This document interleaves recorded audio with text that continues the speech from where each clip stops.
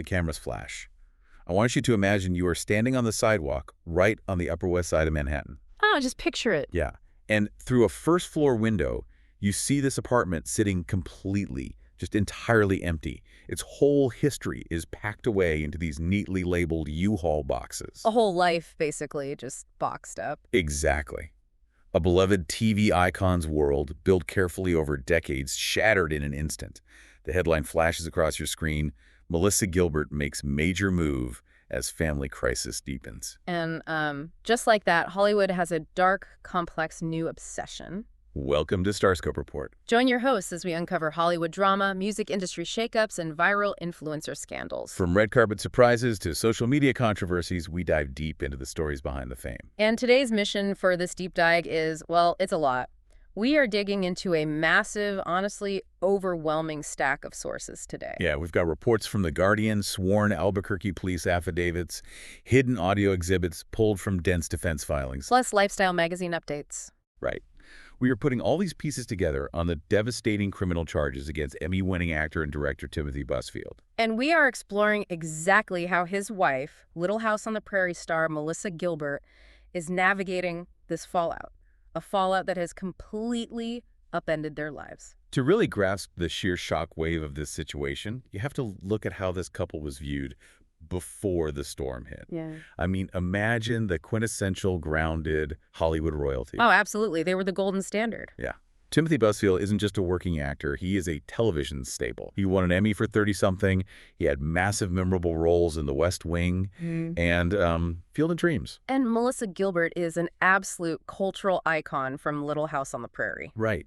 They had this seemingly idyllic life, totally far removed from the typical tabloid chaos. You didn't see them in the gossip columns. But the contrast between that idyllic image and a grand jury indictment is what makes this so jarring for people. It really is. In early February 2026, Busfield was formally indicted in New Mexico on 4 counts of criminal sexual contact with a minor, which, by the way, are third-degree felonies. Wow. Yeah, along with an additional charge of child abuse. The details in the police filings are incredibly heavy. According to the Albuquerque Police Department's sworn affidavit, these allegations stem from Busfield's time directing and acting on the Fox series The Cleaning Lady, which shoots out in Albuquerque. And the accusers are twin boys. Yeah, they were just 7 and 8 years old at the time. The prosecution's timeline alleges that the abuse occurred between November 2022 and the spring of 2024. Right, over a pretty significant stretch. Exactly. The police affidavit outlines accusations that Busfield inappropriately touched the boys, allegedly masking the contact as, play while they were on the set. Which is horrifying to think about. And the fallout for the children has been documented as severe. I mean, the affidavit notes that one of the boys was actually diagnosed with post-traumatic stress disorder. Experiencing night terrors, right? Yeah, night terrors specifically about the director. It's incredibly dark. But the police didn't just look at his time on The Cleaning Lady. The affidavit dug up historical context. They cited 3 prior allegations spanning several decades. Right, because this wasn't an isolated accusation. Exactly. There was a 1994 accusation where a 17-year-old extra on the film Little Big League claimed Busfield served her alcohol and assaulted her. And he countersued for extortion back then, didn't he? He did, and while it was settled privately, he was reportedly ordered to pay $150,000 in costs after a judge rejected his claim that the case was a complete fabrication. Wow. And then there were others, right? Yeah. Then in 2012, there was an allegation of fondling at a Los Angeles movie theater. Busfield claimed it was consensual, and prosecutors actually declined to pursue a case. Okay. And finally, an incident in 2000 involving a 16-year-old at the B Street Theater in Sacramento. That one was reportedly handled privately with therapy. So from a legal standpoint, bringing up those historical allegations, I mean, that's a very calculated move, isn't it? Oh, it's highly specific. Prosecutors use what are called prior bad acts to establish a pattern of behavior. So they're not trying him for the old cases. No, not at all. But they are using them to tell a jury, look, this isn't an isolated misunderstanding. This is a long-standing behavioral profile. It builds a psychological framework for the current charges. Exactly. It paints a picture. I hear that. But the immediate real-world reaction to this arrest warrant being issued is what fascinates and, frankly, terrifies me about modern Hollywood. The swiftness of it, you mean? Yeah. I mean, Busfield literally gets in his car and drives 2,000 miles to surrender to authorities in New Mexico. But before he even steps foot in a courtroom, the industry cancellation is instantaneous. It was overnight. He had already filmed his role in an upcoming movie called You Deserve Each Other, starring Penn Badgley. And the studio didn't just fire him. No, they went much further. They announced they're using digital technology to completely erase him from the finished film. The mechanics of that digital erasure are staggering when you think about it. We aren't just talking about reshooting a scene. What does it actually involve? We are talking about frame-by-frame rotoscoping, mapping a stand-in actor's performance, adjusting the lighting perfectly, and literally digitally painting Busfield out of existence. That has to cost a fortune. It costs millions of dollars. From a studio's perspective, this is cold, calculated risk management. A movie is a massive financial asset, right? Right, and any association with child abuse charges is deemed a fatal liability. Exactly. They are literally treating his legacy like a corrupted file that needs to be deleted to save the hard drive. It's the ultimate domino effect of cancellation. I mean, think about the precedent that sets. We're seeing studios hitting backspace on a human being's entire existence in a film before a jury has even heard opening statements. And it wasn't just the movie. No. NBC completely shelved an upcoming episode of Law & Order, SDU, where he guest starred as a judge, too. It feels like a dangerous rush to judgment, bypassing the justice system entirely, because the court of public opinion moves at the speed of a trending hashtag. The ethical friction there is undeniable. Hollywood no longer waits for the legal system to play out because the financial risk of waiting is just too high. Yeah, millions are on the line. But if you think this is a simple, open and shut case of an industry reacting to undeniable guilt, wait until you hear the shocking twist hidden in the Albuquerque Police Department's audio file. Oh, man. Because the defense is pushing back with everything they have. And their pushback is aggressive. Right after turning himself in, Busfield releases a video statement directly to TMZ. It looks right into the camera lens and vehemently calls the charges horrible lies. He says, I did not do anything to those little boys, and I'm going to fight it. But he doesn't just deny it. He offers a highly specific alternate motive. Right. He claims the twins' mother fabricated the entire story as revenge because her children were written off the cleaning lady. And he says he got this tip directly from the show's lead actress, Elodie Young. That public denial really set the stage for January 19, 2026, because Busfield's defense attorney, Larry Stein, filed a motion to quash the indictment. For anyone unfamiliar, a motion to quash is essentially a formal request asking the judge to throw the entire indictment in the trash before a trial even starts. Like, just throw the whole case out. Exactly. The defense is arguing egregious prosecutorial misconduct, claiming the government played dirty to get the indictment in the first place. I was looking through the defense filings, specifically Exhibits Z and AA, and this part stopped me in my tracks. The audio tapes. Yes. These are audio-only recordings of the initial Albuquerque Police Department interviews with the twin boys. And according to the defense, in those tapes, both children expressly and affirmatively denied that Busfield ever touched them in an inappropriate manner. The legal distinction the defense is making here is absolutely critical. How so? Well, in the police's criminal complaint, they characterize these initial interviews merely as a failure to disclose abuse. Okay. But attorney Larry Stein points out that there is a massive difference between a child just being quiet or failing to disclose something and a child offering an unequivocal affirmative denial. Wow.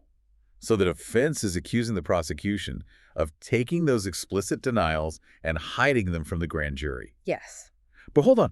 If the audio files literally have the alleged victims denying the abuse, how in the world does a prosecutor even secure a grand jury indictment? I mean, how does that happen? Imagine you are pitching a movie to a room full of studio executives. Okay. You get to bring your sizzle reel, your best storyboards, and your most persuasive arguments. You're the only one allowed in the room. Wait, the defense isn't there at all? Nope. The defense, the guy with the competing script, isn't even allowed in the lobby. That is how a grand jury works. It is not a trial. I never realized it was that lopsided.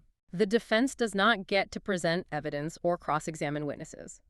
The prosecutor entirely controls the narrative, and their only job is to convince the grand jury that there is probable cause to hold a trial. So it's a completely one-sided presentation. Precisely. And the defense's entire argument in this motion to quash is that the prosecutor weaponized that one-sided process by actively withholding the audio where the kids said nothing happened. That is wild. But you know what? That's not even the wildest part of their filing. We have to talk about Exhibit Y. The Matthew Moore affidavit. Yes. Remember how the prosecution brought up that historical allegation from the year 2000 at the B Street Theater to establish a pattern of behavior? Right, the 16-year-old girl in Sacramento. Well, the defense is trying to systematically shatter that behavioral profile.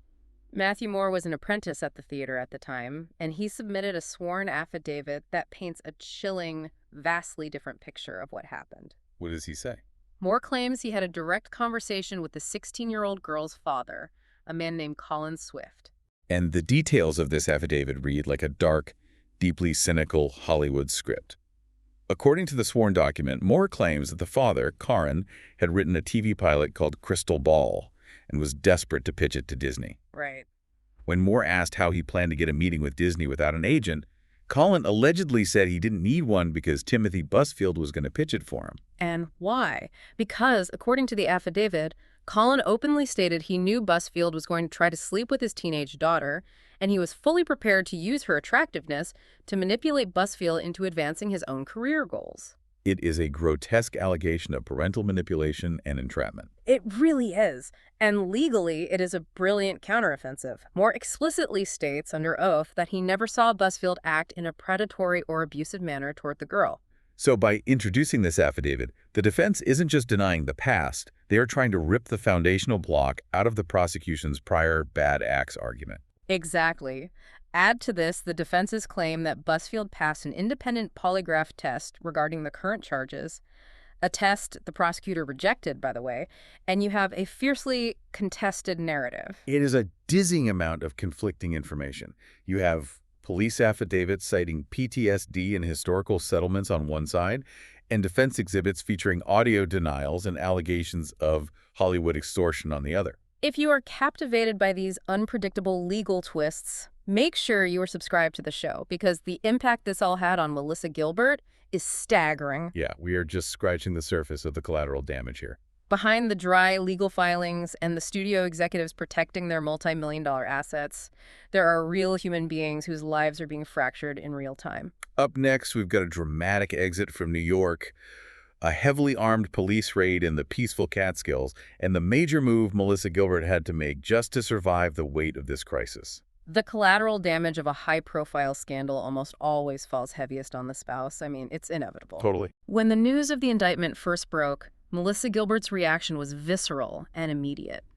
She deactivated her Instagram account, completely retreating from the public eye as the media storm hit. When she finally did emerge to speak on Good Morning America, her words were haunting. Yeah. I mean, put yourself in her shoes for a moment. She called it the most traumatizing experience of our lives. She stood firmly by him, though. She did. She stated she is 100% confident he will be exonerated, calling him the last person in the world who would ever hurt a child. But she also acknowledged the brutal, inescapable reality of their situation. What did she say? She looked at the camera and said, "Our life as we knew it is done. Yeah. All of our plans, all of our dreams. For Tim, it's done. He's canceled.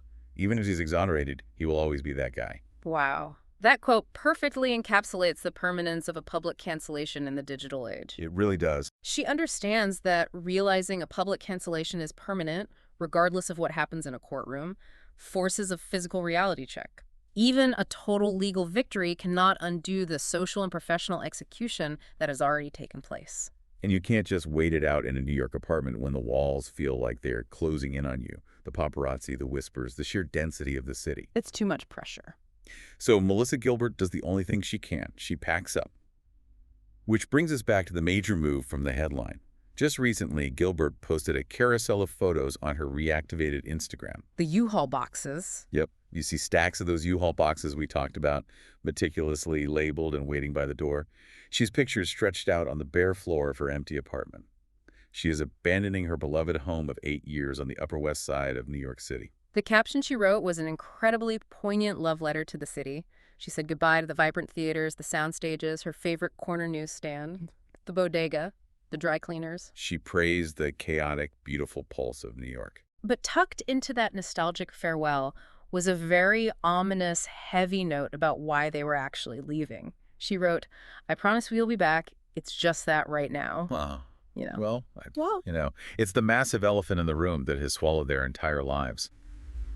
So she retreats. She moves full-time to their home in upstate New York, out in the rural Catskills. It's a place they affectionately call the Cabbage. The cabinet. Yeah, a whimsical mashup of cabin and cottage. Oh, that's kind of sweet. But the history of that specific property adds a heartbreaking layer of emotion to this story. They bought it in 2019 for just $98,000.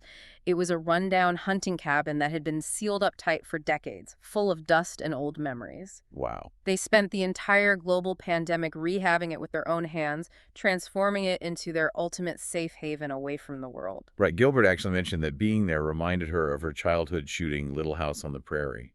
It was supposed to be their peaceful escape, complete with a garden and a chicken coop. But imagine the cinematic, horrifying contrast.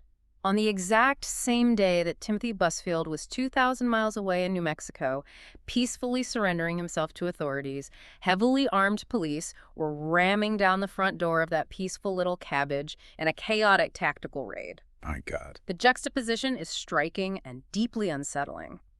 Imagine spending a global pandemic painstakingly building a safe haven to protect your family, only to have a SWAT team violently breach your front door as part of a child sex abuse investigation. It highlights just how invasive and absolute a crisis of this magnitude is. It doesn't just ruin your career, it literally infiltrates and shatters every physical safe space a family has constructed. It breaches the walls of your home. Imagine the sheer emotional whiplash for Gilbert in that moment. Your husband is turning himself in across the country, your pandemic safe haven is being raided by police in tactical gear, and your entire public legacy is being put on trial on the internet. And yet, despite all of this unimaginable trauma, she has to figure out how to keep moving forward. She can't just stop existing. And she hasn't stopped. She recently announced her return to work at Prairie, which is the lifestyle brand she co-founded, specifically to empower and connect women over 50.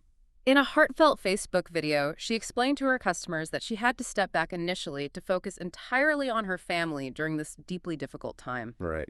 But she made a point to thank the community of women who wrapped her in love and supported her when she went dark. She noted that the brand was built on the core concept of women supporting women, not just when life is easy and picture perfect, but especially when it is unimaginably hard. Returning to work gives her a purpose, a structure beyond the legal nightmare she is currently living through. But think about the impossible balancing act this requires for a celebrity spouse. On one hand, she is fiercely defending her husband against heinous charges, claiming his absolute innocence. On the other hand, she is simultaneously trying to lead a public-facing brand built entirely on female empowerment, safety, and community. It is a remarkable display of compartmentalization and psychological resilience. She's desperately holding on to her own identity and her business, while the very foundation of her personal life is subjected to a slow, highly public, and incredibly damaging legal meat grinder. Stories exactly like this show the real, raw human cost that operates just behind the sensational headlines. The legal system moves at a glacial pace. I mean, Busfield's trial isn't even tentatively scheduled until May of 2027. But the court of public opinion, the studio executives protecting their bottom lines, and the collateral damage inflicted on families, that happens at lightning speed. If you want to understand the mechanics behind these major cultural moments, hit that subscribe button so you never miss the deep dives that keep the stars shining, because we will definitely be tracking every development in this case. The stark contrast between the ruthless speed of the entertainment industry and the slow, methodical speed of the courts is exactly what makes this case so emblematic of our modern era. Which leaves us with a lingering question, something for you to really chew on as we wrap up today's deep dive. We talked in detail about the studios using millions of dollars to completely erase Timothy Busfield digitally from a movie before a single piece of evidence was ever presented to a jury. Right, the rotoscoping. Let's say we fast forward to May 2027. Let's say those hidden audio tapes do exactly what the defense claims, and they eventually exonerate him completely. How does Hollywood undo a digital erasure? That's the real question. Can a human being's legacy, once it has been forcefully and expensively deleted from the hard drive of public opinion, ever truly be restored? Or is the punishment already complete, permanently burned into the culture, regardless of what the final verdict turns out to be? It is a chilling thought. We seem to have built a cultural ecosystem that punishes instantly and permanently, leaving the actual truth to catch up years later, long after the damage has become irreversible. You've been listening to Starscope Report, where your hosts uncover the stories shaping Hollywood, music, and pop culture. Thanks for tuning in. And don't forget to subscribe for more stories that keep the stars shining.